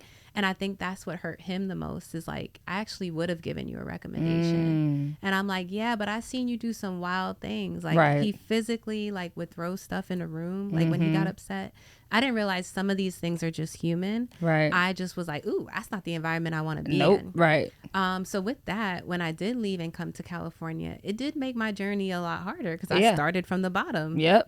But I also feel like because I had to go through that learning curve. You had to take that leap. Yeah. And it taught me humility, which is what I think I was supposed to learn there to a degree. Right. But I also I was distracted by what I was experiencing. Yeah. No, same. Yeah. And sometimes that's literally what it is. You just got to be in a different environment. But I think me leaving because I wasn't going to tolerate the disrespect was the empowering act that needed to be taken. Because if I hadn't, I could have been like, oh, I just need another corporate job. Right. Or I need to, I just need to get by for this much longer or that. Yeah. Yeah, I am getting to that point, unfortunately. Like, it's very sad because I also started this whole styling journey during COVID. Yeah. Same. COVID, we had so much time to, like, do things, and I was just being creative. I would make clothes for you. Y'all would come over. We would do photo shoots. I would film people. Like, we were just having a good time, and then a good time turned into me actually booking jobs, and then me booking jobs, I ended up styling for celebrities and being on music videos and this and that, and then now doing the same thing but on a corporate level. It's like, wow, like I've accumulated so much, I guess, I don't want to say success, but I guess success and levels so fast, and now it's like that I guess it's just that manifesting generator in me. It's like now that generator is starting to burn. So what you want to do? What are your next steps? Like, do you don't want to style at all? I don't want to style at all anymore. Styling? No. Mm-mm. Okay. That's because she's so good at it. So that's why I'm just like, I lost, but there's hope, because I was in the same position with music before, where I was just like, man, like, you know, I'm kind of tired of being in the studio all the time. Like, I'm not living a healthy life. I'm literally will be in the studio all night, go straight to set the next day, and be on set all day, go back to the studio. I was like, you know, indulging a lot in Adderall because I needed it and drinking. I just felt like it was just an unhealthy environment. And the root of my creativity was from toxicity, because I was writing songs based on, like, I was creating these toxic scenarios with actual guys that I was dating so that I could write a good song. Like, it was just all bad. You felt like there was some self-sabotage and also some like loss of self, basically. I lost myself for sure. And then it was like getting to points where like record deals were looking at me and they were telling me like, oh, you just need to lose like 50 to 100 pounds. And I'm like, okay. That's your whole body, girl. Girl, right. I'm like, okay, girl. And did it. Lost 50 pounds in like 30 days. Like, I was literally like crash and burning. And I just looked at myself one day and I was just like, why are you doing this? Like, what's like, do you like, girl, it's not even worth it. So I just took a whole step back from music completely. But now. And then, now it's like I go in now with a different mindset. And I don't have to indulge in all of that no more. I don't have to be toxic. Yeah. I don't have to be in the studio all day. Now I'm in the studio 3 hours max. That's all you got me for. But I'm pumping it out and I'm doing it from like a better place. I'm making more positive music. And then I was working. What's that rapper? Is his name June? June, from LA? Larry June, yeah. Yeah, I feel like he had like a regimen similar to that. Like, I'm in a studio 2 hours. It's like a daily thing. Yeah. But it's like, it's regimented. Yeah. Which is actually great for your human design. So good. You are right brain. Like, you have all arrows to your right. You're a very passive person. Like, things are meant to kind of be in your field. And that's how you'll pick up the stimuli needed to know what to respond to. Exactly. I actually want to pull up something more specific about that. Oh, because I'm a responder, right? Or I did know that one. Yeah, let's see. So you have a peripheral perspective. So from the Human Design app, it says seeing things more broadly is a natural tendency for you. It benefits you to be more general when expressing yourself, as these manifestations will come to your reality. So I feel like what you were dealing with was the pressure. Yeah. And you can't have that pressure on you to create, which is why just having that regimen of that set time. Oh, and the regimen also plays in your Human Design digestion, and yours is closed taste. So you may be, because you're passive, you can still have different things, but it's usually like your favorite things. Yeah. Continually. Yeah. And that will really help your creativity to blossom within that. Because I think that's the point I'm getting to now with styling, is starting to be a lot of pressure, and I can't work that well under those circumstances. Like, I work. And celebrity styling's hella pressure, which is why you were like, no. Oh, yeah, I stopped that too. I was like, I'm good. I don't care if Beyonce called me. I'm sorry, girl. Can't do it. You're like, it's not for me. It's not for me. I'm so sorry. Like, I think somebody else would be great for you. Yeah. But yeah, like, I cannot work. I do not work well under pressure. I am at my best like when I'm free flowing. Yeah, like doing it. And it's like, and yeah, no pressure. That's when I can make the best work. I also think that a big part of that has to do with the fact that you are a fifth line. So you already lead yourself. Yeah, I do. And I inherently. Yeah. So like, you don't really need someone to tell you. No. And a lot of what we see, the work structures we mostly see is people needing to micromanage. Yes. That's also what didn't work well for me. Yes. And that's why I was like, if I had because my boss was kind of like a male Martha Stewart. So I was like, if I had that as a boss who's very highly creative, just he was an Aries, I'm a Taurus, like, so there y'all were don't times, get along. it was at Aries bosses work for me. Yeah. So at the time, I feel like there was a lot of potentiality, but I think I started to feel the pressure. Yeah. because the job was high. It's corporate. It's It's high energy. It's home styling. It's very multitasking. It's a lot of things that could break. And we're not lazy. We're not lazy. We are just people who are really trying to, I feel like, tap into our best potential. Exactly. And our creativity needs that. His creativity needed high-paced environments. Yeah. He worked well under pressure. Yeah. I didn't work well under someone who worked well under pressure. Exactly. Yeah. Cause like you said, I am very self-driven. I do not procrastinate at all. Like I really don't. Like I feel like I procrastinated in motherhood because I was under two people's schedules, my partner's and my babies. Exactly. Then it felt like I couldn't get to things on time. I couldn't link up with people. It's impossible with a baby. Yeah, and I had to realize, I'm feeling like it's me, and I'm holding all this guilt, but it's like I'm literally strapped here. No, like literally with a human being who cannot do anything on their own. Like that's what people have to realize with a baby. Like you have to do everything until they are able to do it. Which is why I love the child-free community, because I think it's very empowering for people to know what is good for them, and also people just honoring that journey before parenthood, because it's different. It's way different. Really tap into your creative passions, move places. We're gonna talk about moving in a second. Yes, but like move places, do all those things, because it's like that's when you got the most time. That's and I think about my day-to-day, because I've been really focusing on my schedule, because I've been working full time technically for a year now. Yeah. And I still have not been able within that year, all of last year, to find work-life balance at all. And I know that there are healthier choices that I could be making, and I am like slowly progressing into that, because I know that will help me mentally, physically, and probably like creatively. But I cannot get out of this loop of, and it feels like the loop of me being more and more like, I don't want to say depressed, but it is like a deep depression that I'm getting into. And it's just getting thicker and thicker and stronger. And the voices in my head are getting louder and louder.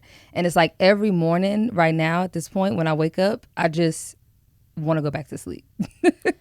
Part of it is literally the climate. We're feeling everyone else in our field. So like right now in California, there's been fires. Exactly. There's like political unrest throughout the country.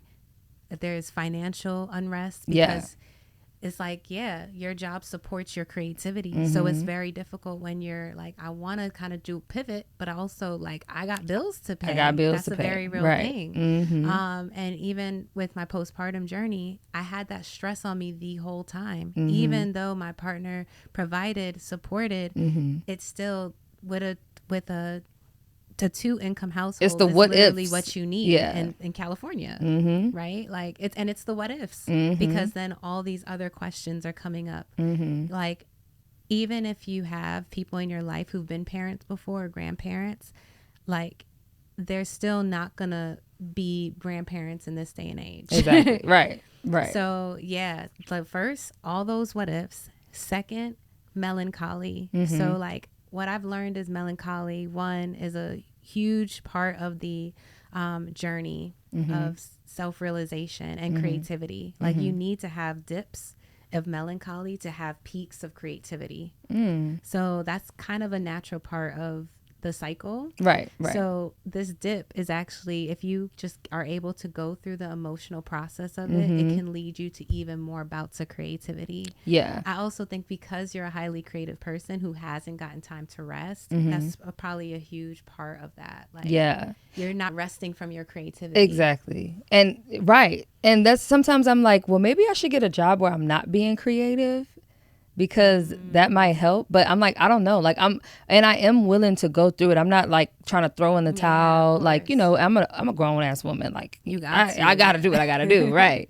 And also I try not to bring that energy, into my field of work, but it is a real thing, and I'm really dealing with it. And this reading is also waking me up to the reasons why I'm probably going through it, which is why I'm opening up about it too. But I think, damn, my mind just went blank. But I think like in the field, it is the pressure part, which I don't mind pressure. I'm used to it, but I'm starting to realize like too much of it is starting to wear and tear on me. And it's a physiological thing. Yeah.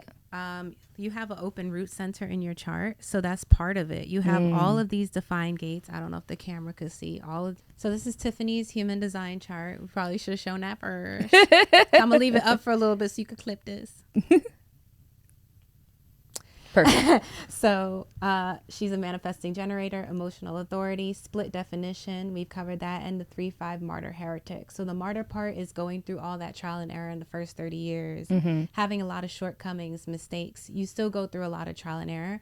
But the thing with the 3-5 is that it allows you to really be a person that knows. Yeah. Because you've tried it all. Yeah, that's you've done it all. I'm like, I already know how that's gonna go. You're an expert. Right. 3-5s tend to be experts in their field because they've literally tested and evaluated everything, and they find the practicality. Yeah. What makes the most sense? Yeah. What's efficient? Yeah. Right. So you have an open crown and an open ajna, so that's part of it. You have these open gates, and then you have gate 61 unconsciously and consciously. You actually have that 3 times in your chart, and that is the gate of inner truth. So it's really, really important, even though you have a split, to focus on what works for you. And I know that you're in a co-working environment, which doesn't really give you that opportunity to focus on yourself. No. It's fast paced. It's very, very busy. Right. Very intrusive. Like, God damn, I'll be like, I'm going to the restroom, everyone. Like, I'll be back. Oh my God. Yes. So with that, it's like, that's a lot of energy in your aura. Yes. And those centers. So even though you're emotionally defined, which is good, you probably wouldn't have survived if that work environment, if your emotions weren't defined. Yeah. But like, and you know how to gauge your emotions so well, but even that's hard. No one could do that forever. No. It's starting to ooze out a lot. You also have an open spleen and with 2 hanging gates. So you have gate 48, which is the gate of depth, and it's unconscious. That's all about the well and being able to go inside ourselves and pull out what we need. And a big part of that, it connects to the Nelson Mandela quote about inadequacy. And like, why can't I remember the quote right now? I'm gonna look it up because we'll write it here too. Yeah.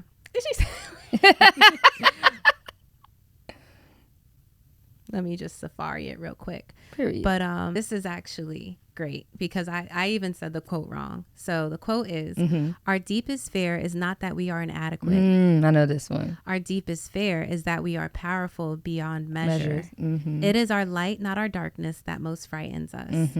And that's the thing. Like, this has been like, you have to think like the last 2 years creatively has been like kind of like a collective emergence or a renaissance. Yeah. But it's also been a personal one first, right? Like, think of all that you've created. Like, Fox is so creative. She's done so many things in the past 4 years. Yeah. From the Roommates Create to TRC, our which was your shop. It was, I forgot about that. Food for Fox was the shop. Yeah. And then TRC was my collab with Nachi, our production company. And then doing custom design pieces for clothes, then styling, also music. Styling accessories. Yeah, styling accessories. Which was accessories. Genius. And I think like that would actually be a great product to continue building off of. Oh, don't worry. We got merch coming. Okay. And yeah, that's another thing. And I'll get more into that when I guess we wrap up. But like, when I do my readings, I have different readings on my website. And when you pick that, you get that information. So I do human design readings, but I also just do spiritual guidance calls. And I also do like business consultations because through my readings, and also sometimes I'll just give you that information. Sense. That makes so much sense. Yeah. Yeah. That's smart. Because I get ideas for you and I want to be able to share them or like kind of confirm things that you might have been thinking. This is the counseling that we need. We need more spiritual counseling. Like guided things that go with who you are deeper than in the now. Yeah, in the present moment. Yeah. I love that. I'm grateful to do it too. I love that. We need more. We need more. Meanwhile, sometimes I'm like, I need more Tokyo Tony in my Hey, a little sprinkle is not bad. It's not too bad. And that's actually another aspect. Okay, so should we talk about your environment or should we talk about that other aspect? Or both? Let's talk about the other aspect first. So the other aspect of your chart is you have gate just want to make sure I'm saying the right thing. Gate 15, yes. Gate 15 in the third line in your chart. So this whole time we've been talking, you've mentioned like seeing that you need more balance and things that you know you could work on. You literally had that as your conscious sun. The day you were born, the sun was transiting gate 15 in the third line, which is the gate of like modesty. It's also called the gate of success in the Chinese I Ching, because it's called Qin. And it's all about humility and just being able to do that day-to-day work. Right. And you've been doing it. Yes. I think it's more you need to rest, because that's where the balance is needed. Yeah. And you have that gate in your third line. I always say it would be great. Like when I was freelancing, it was the best schedule ever, because I was working and I was resting. And it's also probably why you like set. Yeah. Because set is like that too. Yeah. We may work long hours, but then you have, for me, set worked and it still works. But, I just need to be a little higher on the call sheet. I know, right? Well, I mean, I'm still on set pretty much, but it's just photo. Yeah. Yeah. And I'm talking about acting. But yeah. You down to do that too? Yeah, of course. So, but higher on that call sheet. For sure. So with that, like, where was I going with this? Wait, we were talking about balance. Yeah. So with that, it's important that so I think sometimes when someone is highly creative, even our balance looks extreme. It looks like working on a really intense project, but then we are okay because we know we got a month of no time, no schedule, we don't got to worry about you giving your all in those, whatever you're doing. Yeah. So your trial and error could be you learn that that just was what works for you. And it's crazy because before I went into working full time, that's what I told myself. I was like, I'm just gonna do this just to see, why not? And I was literally asking everybody around me for advice. I was like, what do you think? What do you think? Should I do it? Should I not? And everybody was like, why not? What do you have to lose? Just do it. If you don't like it, give it a year at least. It's been a year. And now I'm like, I feel like you've been there longer. I have. I've been freelancing. Oh, okay. Okay. And then you went into the full time.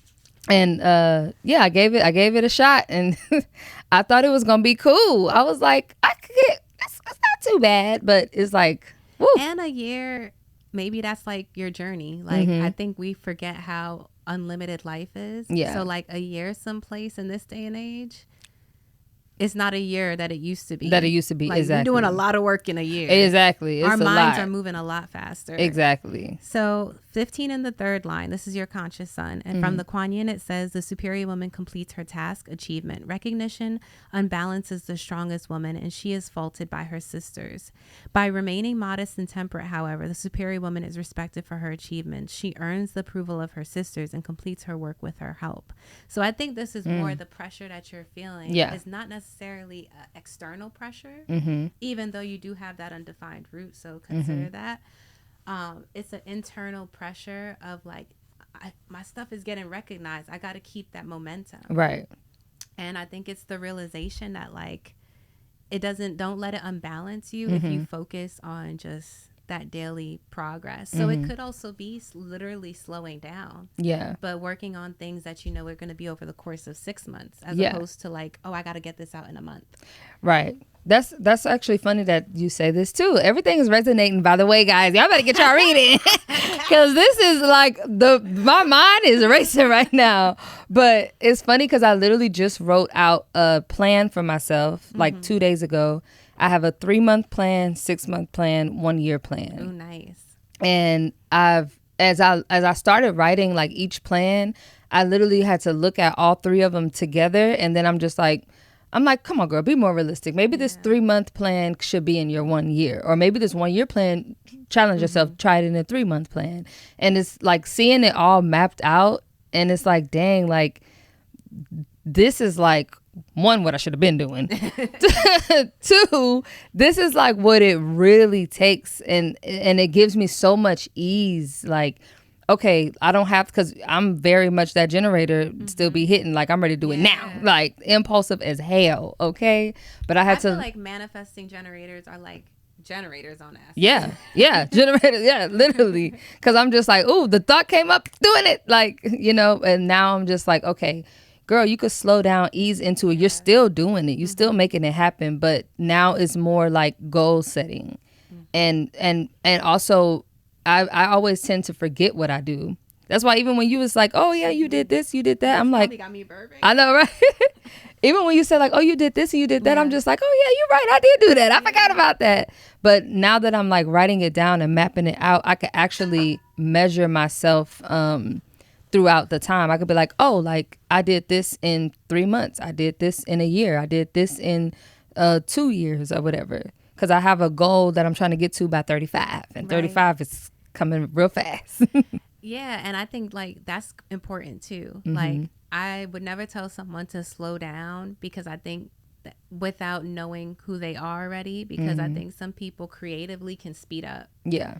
I know that in this short amount of time, you created so much. You probably need a moment to regroup. And for me, I do. It was forceful because I had to figure out I'm home with a baby and I still need to work. I need to reach a wide audience. So that's what turned into that YouTube channel. And that's why I talk about ownership. But also, in order to do that, you need a pause. Your brain needs a pause to restructure. To be like, okay, so how do I do this? Because at first, it wasn't going to be human design. I was like already doing wellness. I had people interested in like learning my food journey because I also did like South Beach commercials. You did, yes. You were doing, I remember that. And that was my weight journey. Oh my God, I forgot about that. You were doing so, I remember. For the time period, it was amazing because it really did help me lose weight and stuff and learn more about like food portioning. Yeah. But for overall, what I was growing in my wellness journey, I knew that I wanted to eat whole foods and cook for myself and like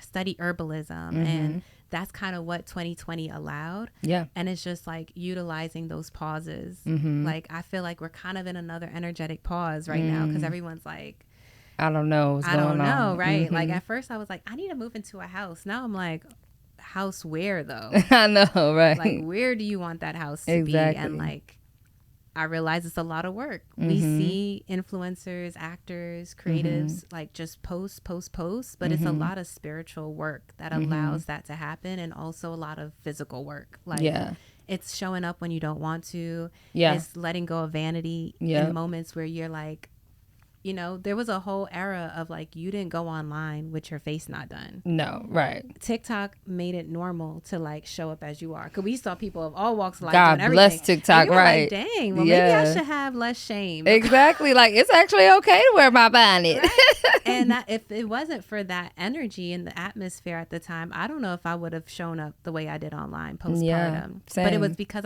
it's funny. It came from not wanting to show up like that with my friends. Right. So then I went online. Now you showing up in the world. For strangers.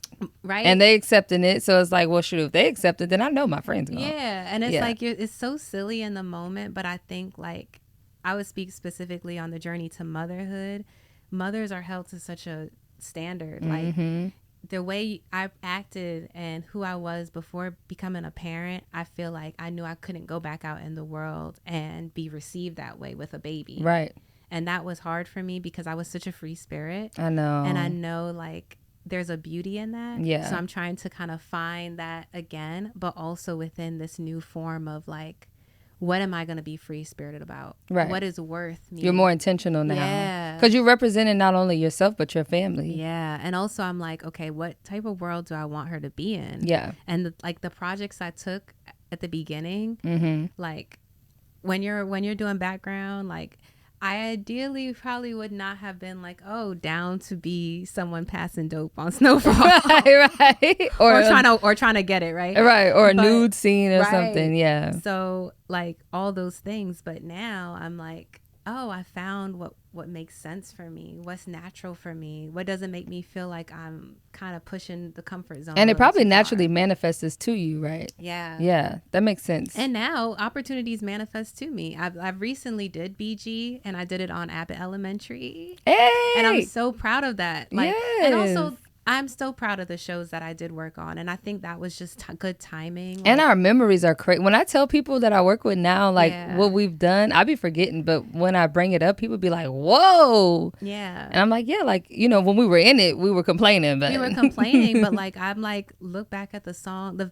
Even the projects I got picked for, I'm still proud of, because like, even though I didn't see who I was, directors saw that. Exactly. Like, I remember when you were getting into SAG and you worked your butt off to get that. Yeah, because you know what's interesting is people were like, oh, like in background, the thing is you really don't want to join SAG unless you have to, because a lot of background actors are working non-union jobs, and a lot of non-union commercials pay like anywhere from $1,000 to $5,000. You could do a good non-union commercial and get that buyout.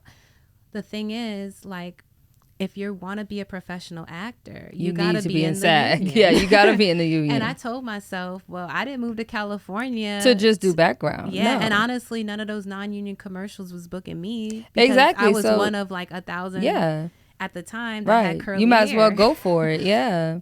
You know? I remember when you were in that process, it was really opening my eyes too, because I was like, dang, like Nicole's stepping into a new level. Like, she's like, I'm about to join SAG and I'm going to do this. Like, this is what it takes, so I'm going to do it. And it really made me kind of sharpen myself up too and be like, dang, like I need to figure out like what I'm going to go after, and like if I'm going to really go after the acting, or if I'm going to really delve into the music, like taking those steps and being disciplined, because you were hella disciplined. You were just like, I'm not doing this and that because I gotta pay for my SAG. I gotta pay for this. I gotta do this. My SAG and my car, yo. And your car, yes, the coupe.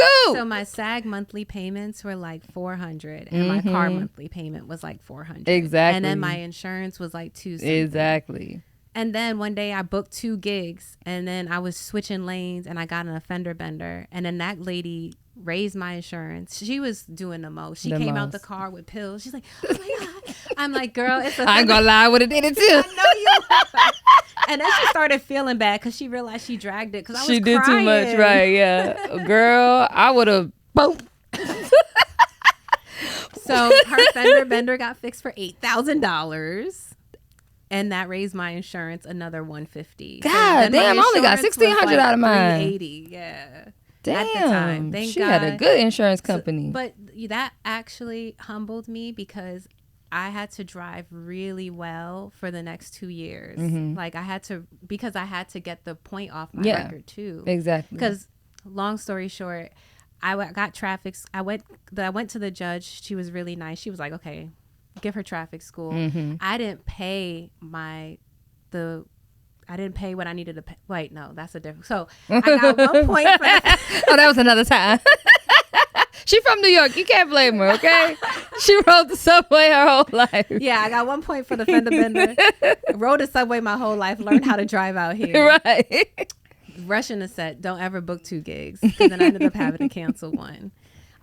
But yeah, then the second time was I made a right turn on red in Beverly Hills.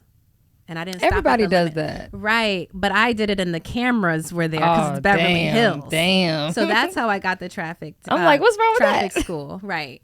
But that put, because I didn't pay it in time, because I was a broke struggling actress. Right. That's how I got another point on my license. And that's what made my insurance go up. So that's really how it happened. But yeah, these are real things that happen. So imagine you're chasing your dreams. Yep. You got life is happening. You got situationships. I adopted a dog.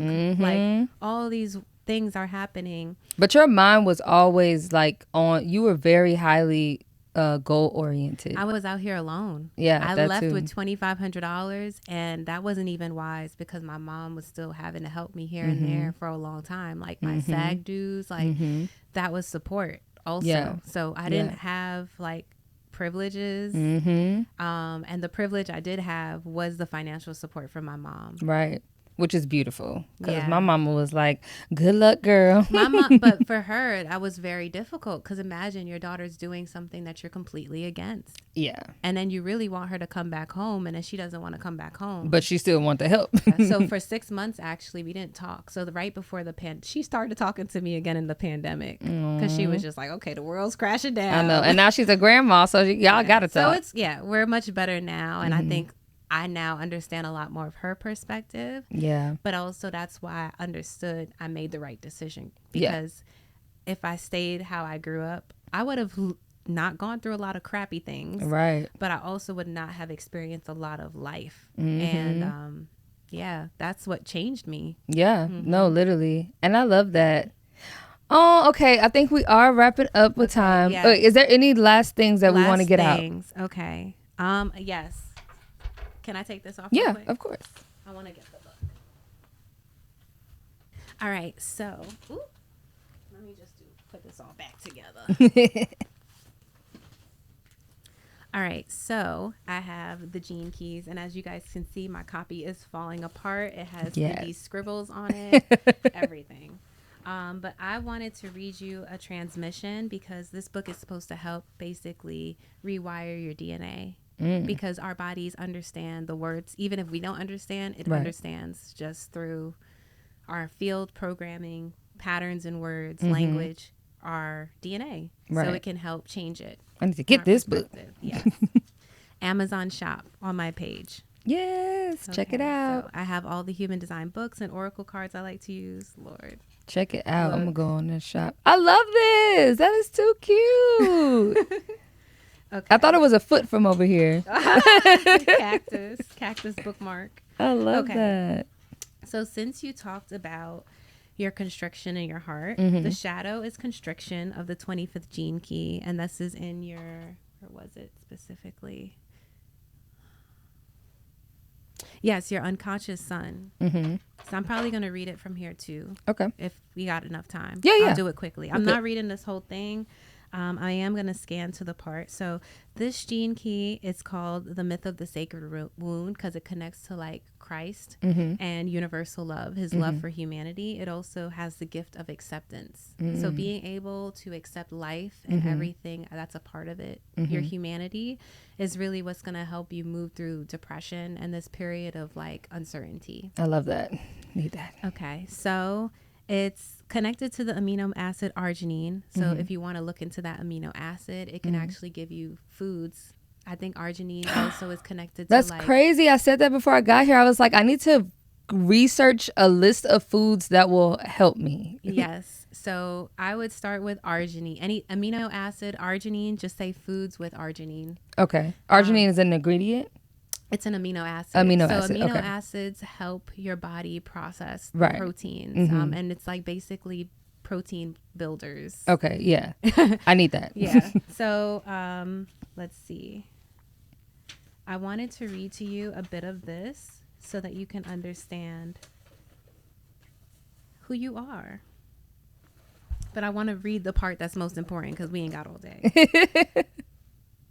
I love your nails, by the way. That color is really cute. I've been doing my own Gel X. Oh, damn. I thought you went to the... No, this color is Goodie Bag from D&D. It's so good. Yeah, I started... What human design has really helped me do is understand the flow of money and the systems, because it's helping us understand human behavior, which helps you understand how money is moves through us, business, all of that, and law. So when you start to understand how these structures on an individual level play on a collective level, you're like, wow, it's the same. I love that. Yeah, because I'm willing to delve right on into that because I be thinking about it way too much, especially recently. Like the energy of how things move through people, why people have what they have, do what they do, you know, how money works. I was at the salon yesterday getting my hair done and I saw an ATM in there and I was like, in my head, like, I didn't think like, oh, I should go to the ATM and get some cash out. My head was like, I wonder how much they pay for the ATM to be in here. And I wonder, like, the ATM is definitely a trigger for people to get cash out to maybe tip their, stylist. And then I was like, and I wonder how much money is in there and how much time it spends for them to come and refill it. I wonder if they have to do it. Like, I was just going on a deep ass dive about the ATM. Yeah, because you're just trying to process, like, okay, because like at some point, especially in your 30s, it's like I have to figure out not only how to operate in this world, but I kind of want to make it better. Because I want to make it better. It to be how it is right now. Right. So in order to do that, you need money. Yeah. And when you realize, like, Money is everywhere. Hello, our country is becoming an oligarchy. Exactly. It's everywhere. Yes, we are money, especially women. And that's why I said, you know that. So I'm sitting on a pot of gold right now. Okay, perfect. This is perfect right here. So the shadow of constriction operates at all levels in society. In the individual, constriction occurs first and foremost in your breathing. It creates tightness around the chest and compresses tension in the abdomen. Most of us enter constriction training at a very young age. We learn it through the breathing patterns of our parents, even while we're still in the womb. It is even there at the point of conception, passed subtly from the sperm to the egg as a code containing the genetic blueprints of the constriction felt by our ancestors as they struggled from their births to their deaths. So many Black Americans and Black people of the diaspora, we are very tribal. We come from small islands, small towns, countries, rural areas, farming, where we had to literally be in community with each other. So with that, there is a natural constriction of our openness to others because we do have to build that trust. And then because a lot of us had to migrate, not of our own accord, that caused even deeper trust issues. And then the patterns that we see playing out in society now, present day, exactly, right? That's causing deeper issues. Facts. So now let's go back. So here in the 25th shadow, we find the basis for the sacred wound, the source of all human suffering, and a transgenetic anomaly literally wound around the helix of all human DNA. And when I talk about Black suffering, I also want to talk about white suffering, because that guilt is real. And that plays into this continual feedback loop of everyone suffering, because everyone just needs to heal it. And it's not that easy, because money is a big part, and power is a big part of why these roles are still playing. So the 25th shadow is a great turbine of human seeking. Everywhere you go, you carry this constriction within you. If you tune in your body, you will sense it deep inside you, and your response or reaction to the discomfort it brings defines the shape of your life. If you recoil from the pain, you will live a life of denial and distraction, a half-life lost in pale shadowlands of mediocrity. The harder you choke down the pain inside, the tighter it engulfs you. If, however, you have the courage to honor and listen to the wound within, everything will change for you. You will discover that if something is wound around you, constricting you, it must have a purpose, and the purpose is to unwind. Thus, as you face your pain through the gift of acceptance, the wound begins to unwind and another higher destiny opens before you. Constriction is also found in our communities through our need for laws, territory, barbed wire fences, passports, and money. Above all, perhaps, are the massive constrictions we unconsciously place upon ourselves through our measuring of time. Our total dependence on time creates an enormous energy field of tension and pressure on a global level. The other great agent of the 25th shadow is the human mind. Almost all systems of thought create more constriction inside you, with the exception of those that lead you into deeper acceptance of your true nature. So that alone, I just want to jump probably to that alone is a lot of insight. Right. Yeah. And I wanted to read that part specifically, especially when you mentioned the systems. Yeah. How you saw this patterning. Yep. So yes, now let's go to our genetics. In terms of our genetics, the blood of Christ represents the absolute acceptance of suffering of all men and women from the beginning of time, all of which is encoded in the human genome. This is why it is said that a being at a highest frequency takes on the sins, the suffering of humanity, whether they are termed a Christ or a Bodhisattva. This is the only way to attain the highest state of universal love. At the gift level of frequency, you begin to take responsibility for your own suffering. As your experience of suffering deepens, it is experienced as unending as you begin to transform the ancestral wounds of those who have come before you. The deeper you move into acceptance, the more you have to open your heart to human pain, and the more pain you transform, the more love you feel. At a certain level, the process loses its personal flavor and takes on a universal dimension. At the level of the 25th city, a permanent leap is made whereby everything becomes acceptance and the rose of the universal love blooms. This is the true beauty and purpose of all suffering. There is another mystery around the symbol of blood, symbolized by the vessel that holds the blood. This vessel has been given many names, a variety of names in many cultures. Sometimes it's seen as the cauldron or vial containing an elixir, and other times simply a cup or chalice. In the Grail legends, it is said that whoever drinks the cup of Christ will live forever, and if the king drinks from its land, if from it, the land will be restored. The 25th city is the ultimate grail of all seekers. That which we seek is our original nature, and it lies within us, hiding within our shadows and wounds. Everyone in your life is a part of your own wound and the healing of that wound. Through gracious acceptance, you will begin to feel the extent of the pain that lies within and all about you. You need never be afraid of this pain, as it is the direct and only route leading to the heart of your heart. We can all take heart from the greatest of truths. And I could read more, but I think that... No, wow. I feel like that'll probably resonate for a lot of people even tuning in too. Yeah. Yay. I love that. Thank you. Yeah. Girl, we could really go on and on and on. I wish we were at my house right now. I know. Okay, but I want to read this because I did promise I would read it, and it's your conscious son. Did I?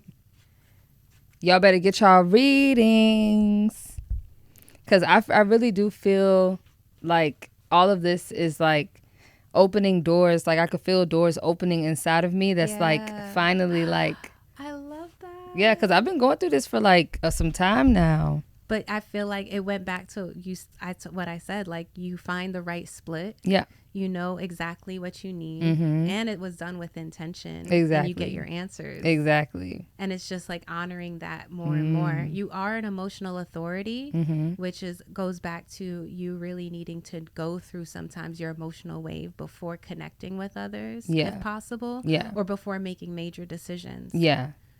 For facts. Yeah. So 25 in the third line. So gate 25 is called innocence here, and it's called the sacred wound there. And it's also called the gate of humanity. So I love the language because different words have different nuances. And when you're able to kind of put it all together, you kind of get the feeling of what it is. So in the third line, it says, time's innocence, she changes.